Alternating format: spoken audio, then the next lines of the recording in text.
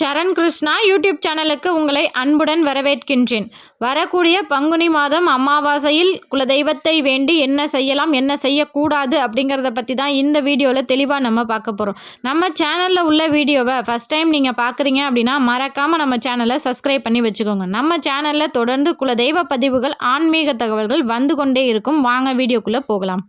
ஒவ்வொரு மாதமுமே அமாவாசைக்கும் பௌர்ணமிக்கும் நம்ம தனி பதிவுகள் கொடுத்து வந்து கொண்டே இருக்கும்.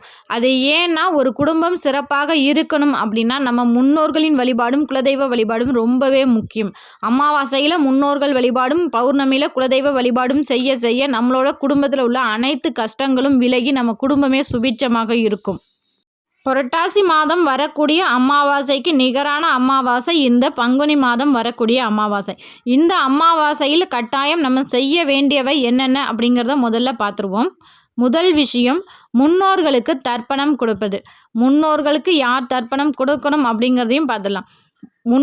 தாய் தந்தை இல்லாதவர்கள் இல்லை, அம்மா அப்பா தாத்தா பாட்டி யார் இல்லையோ அவங்களுக்காக ஒரு ஆண்மகன் தர்ப்பணம் தாராளமாக கொடுக்கலாம். கணவன் அல்லாத பெண்கள் கணவனுக்காக தர்ப்பணம் அப்படிங்கிறது கொடுக்கலாம்.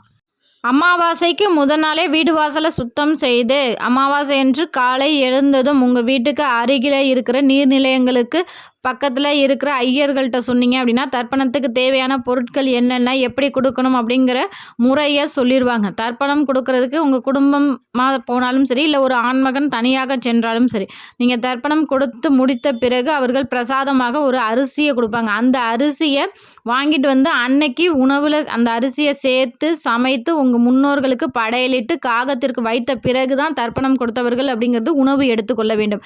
இப்படி முறையாக தர்ப்பணம் கொடுத்து முடித்த உடனே அங்கே உள்ள ஐயர்களே சொல்லுவாங்க, பசுவிற்கு உணவு கொடுங்க.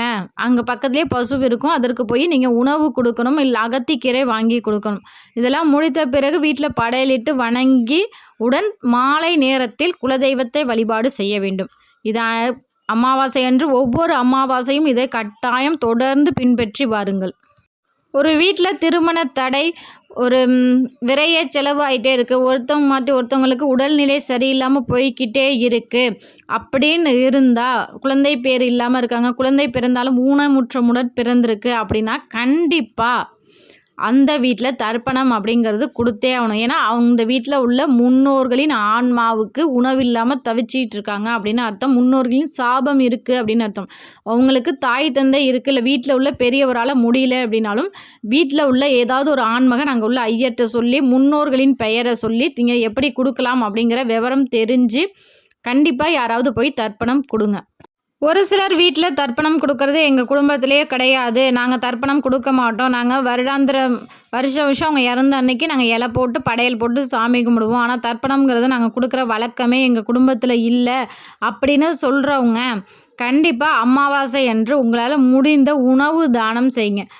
யாருக்காவது ஒரு 3 பேருக்காவது வயிறார உணவு வாங்கி கொடுங்க. அந்த ஒரு புண்ணியம் உங்களுக்கு தர்ப்பணம் செய்த பலனை பெற்றுத்தரும். பெண்கள் அவர்களோட அம்மா அப்பாவோ இல்லை அப்படிங்கிறப்ப அவங்களால தர்ப்பணம் கொடுக்க முடியாது அப்படிங்கிறவங்க சிவன் கோவிலுக்கு சென்று மோட்ச தீபம் ஏற்றி வாருங்கள். எறும்புகளுக்கு உணவு தானம் கொடுங்க. உங்களால் முடிஞ்சால் அங்கே உள்ள கோவிலில் உள்ளவர்களுக்கே வயிறார உணவு கொடுக்க முடியும் அப்படின்னாலும் உணவு வாங்கி கொடுங்க. எங்கள் வீட்டில் எல்லாருமே இருக்காங்க, நாங்கள் முன்னோர்களுக்கு தர்ப்பணம்லாம் கொடுக்க தேவையில்லை, எங்கள் வீட்டில் எந்த குறையும் இல்லை, நாங்கள் அமாவாசைக்கு என்ன செய்யலாம் அப்படின்னு கேட்டிங்கன்னா, அமாவாசை அன்று சைவம் மட்டுமே இந்த குறிப்பிட்ட காய்கறி சேர்த்து சமைக்க வேண்டும். நீர்க்காய் அப்படின்னு சொல்லக்கூடிய பூசணிக்காய், பரங்கிக்காய் இது போன்ற காய்கள் உணவில் சேர்த்து கொள்ள வேண்டும். வாழைக்காய், வாழைத்தண்டு, அகத்திக்கீரை இதெல்லாம் உணவில் சேர்த்து நீங்கள் காகத்திற்கு கொஞ்சம் சாதம் வைத்து விட்டு தாராளமாக சாப்பிடலாம். இல்லை எங்கள் வீட்டில் தான் நாங்கள் தான் முன்னோர்களுக்கு தர்ப்பணம் தான் கொடுக்கலையே, நாங்கள் அன்றைக்கி காகத்திற்கு சாதம் வைக்கணுமா அப்படின்னு கேட்டிங்கன்னா, உங்கள் வீட்டில் முன்னோர்கள்ங்கிறது உங்கள் அப்பா அம்மா இருக்காங்க, அவங்களுக்கு முன்னாடி உள்ளவங்க இந்த அமாவாசை நாட்களில் காகத்தின் மூலம் வந்து நம்ம வீட்டு வாசலில் தான் வந்து நிற்பாங்க. அப்படிங்கிறவங்களுக்கு நீங்கள் முன்னோர்களுக்கு தர்ப்பணம் கொடுக்குற சூழ்நிலை உங்களுக்கு இல்லை அவங்களுக்கெல்லாம் நாங்கள் அந்த இறந்த திதி தெரிஞ்சு கரெக்டாக தர்ப்பணம் கொடுத்துருவோம் அப்படிங்கிறவங்க இந்த அமாவாசை நாட்களில் நீங்கள் சாதம் வைத்தாலே அவங்க காகம் ரூபத்தில் வந்து சாப்பிட்டு உங்களை மனதார வாழ்த்தி விட்டு செல்வார்கள். இந்த அமாவாசை நாட்களில் செய்யக்கூடாதவை என்னென்ன அப்படிங்கிறதையும் பார்த்துடலாம். முதல் விஷயம், அசைவம் சாப்பிடக்கூடாது. அதுவும் தர்ப்பணம் கொடுக்குறவங்க அன்றைய நாள் முழுவதுமாக அசைவம் அப்படிங்கிறது சாப்பிடவே கூடாது. வீட்டில் தானே சாப்பிடக்கூடாது, நம்ம வெளில போய் சாப்பிடலாம் அப்படிங்கிற பழக்கமும் வச்சுக்காதீங்க. அசைவத்தை அன்று முழுவதுமாகவே தவிர்த்து கொள்ளுங்கள். இரண்டாவது, கடினமான வேலைகளை செய்யாதீங்க. அந்த நாட்களில் ரத்தம் நம்ம உடம்புலேருந்து வந்தாலோ அது இரத்தப்போக்கு அதிகமாக ஏற்படும். அதனால் எளிமையான வேலைகள் மட்டுமே செய்யுங்க. கடினமான வேலைகளை செய்யாதீங்க. என்னங்க புதுசாக சொல்கிறீங்க அப்படின்னு நீங்கள் கேட்டிங்கன்னா, அமாவாசை மற்றும் பௌர்ணமி தினங்களில் நம்ம பூமியில் ஒரு சில மாற்றங்கள் நிகழ்ந்து கொண்டு தான் இருக்குது.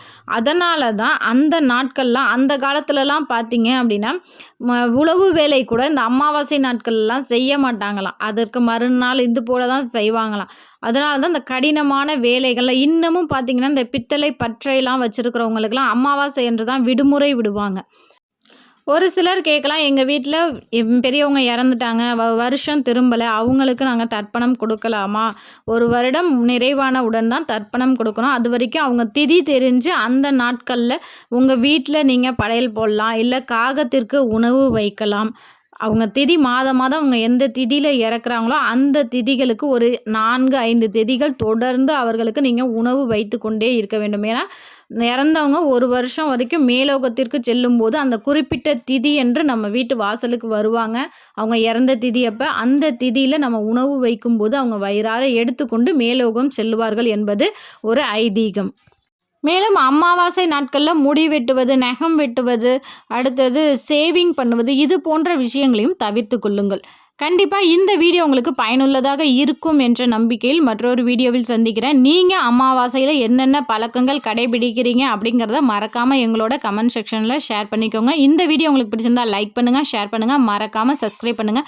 சரண் கிருஷ்ணா யூடியூப் சேனல். நன்றி, வணக்கம்.